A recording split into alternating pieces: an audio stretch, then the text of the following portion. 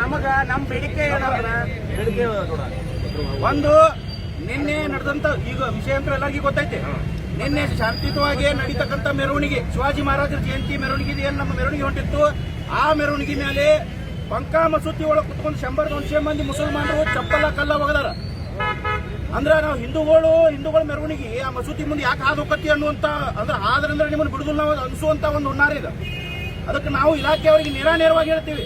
ನಿನ್ನೆ ಅಲ್ಲಿ ಯಾರು ಇರ್ಲಾರ್ದ ಈ ಘಟನೆ ನಡೆದಿಲ್ಲ. ನೇರವಾಗಿ SP ಅಲ್ಲಿದ್ರು, CPI ಅಲ್ಲಿದ್ರು, PSI ಅಲ್ಲಿದ್ರು, ಪೊಲೀಸ್ ಬಂದೋಬಸ್ತಿ ಅಲ್ಲಿ ಇತ್ತು. ಅಷ್ಟು ಜನರ ಮಧ್ಯ ಕಲ್ಲ ಚಪ್ಪಲಿ ಹೋಗಿತಾರಂದ್ರೆ ಮತ್ತೆ ಅವ್ರದ್ದು ಎಷ್ಟು ಉದ್ದಾಟತನ ಐತಿ ಅನ್ನೋದು ನಾವು ವಿಚಾರ ಮಾಡ್ಬೇಕಾಗತ್ತೆ. ಅದಕ್ಕೆ ನಾವು ಇಲ್ಲೇ ಮುಧೋಳದಿಂದ ಎಚ್ಚರಿಕೆ ಕೊಡ್ತೀವಿ.